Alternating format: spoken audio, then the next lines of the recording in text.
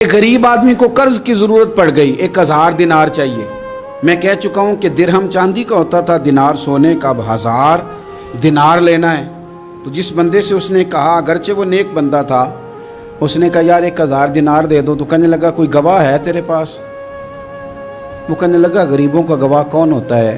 ہاں ایک گواہ ہے۔ کہا کون؟ کہا میرا رب، وہ تیرے اور میرے بیچ گواہ ہے۔ اس نے کہا کوئی کفیل، اگر تو پیسے نہ دے سکے تو وہ بعد میں دے دے، یا تجھے کچھ ہو جائے تو وہ دے دے۔ اس نے کہا کفیل بھی میرا اللہ ہی ہے، میرے پاس اگر ہے تو رب کریم کا نام ہے، اگر اعتماد کر سکتا ہے تو کر لے۔ بندہ نیک تھا، اس نے کہا رب کے نام پہ، رب کی کفالت پہ، اللہ کو گواہ بنا کے میں تیار ہوں تجھے 1000 دینے کو۔ اس نے 1000 دینار دے دیا، وقت واپسی کا طے ہو گیا۔ وہ چلا گیا پیسے لے کے، اس نے پوری محنت کی کہ میں نے وقت پہ پیسے لوٹانے، پوری محنت بھی کر لی، اللہ نے مدد بھی کر دی، پیسے بھی اس تاریخ کو اسے مل گئے۔ بعض لوگوں کا تو لوٹانے کا دل ہی نہیں نہ ہوتا۔ فرمایا حدیث پاک میں کہ تو لوٹانے کا ارادہ کر، رب تیری مدد بھی فرمائے گا۔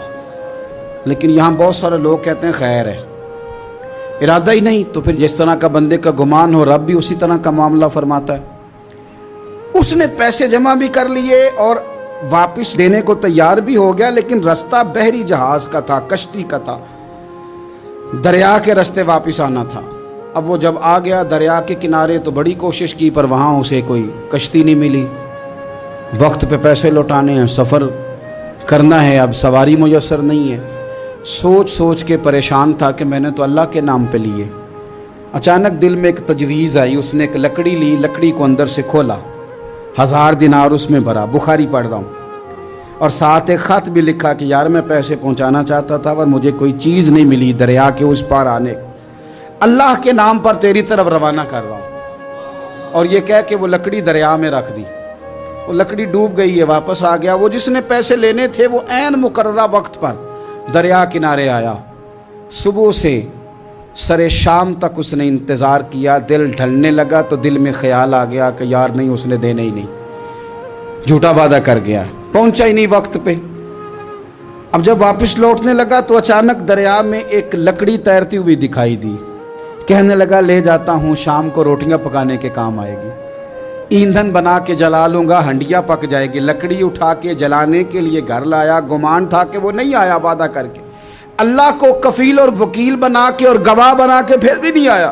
لکڑی لے کے گھر گیا، بخاری ہے، اور جب اس کو چیرا نہ کہ میں اس کی آگ جلاؤں گا، کھولا تو اندر سے 1000 دینار بھی نکل آیا، خط بھی نکل آیا۔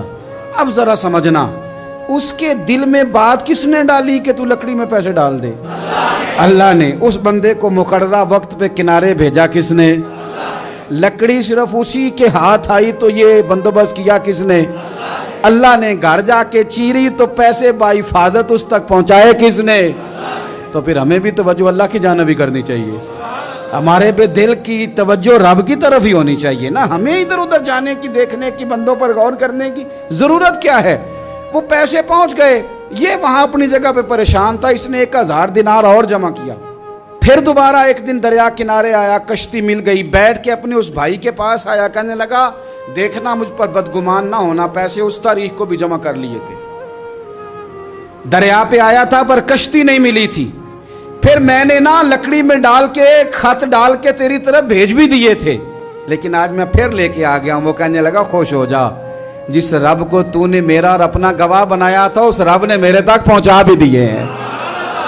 جب لوگ اللہ کو گواہ بناتے ہیں، رب کی جانب اپنی توجہ کرتے ہیں، اپنی چاہتوں، خواہشات اور اپنی ساری چٹھیاں اپنے رب کریم کی رحمت کی طرف روانہ کرتے ہیں، پھر اللہ اپنے بندوں کو مایوس نہیں کرتا، اللہ اپنے بندوں کو نواز دیتا ہے، اللہ تبارک و تعالیٰ اپنے بندوں پہ کرم نوازی کرتا ہے۔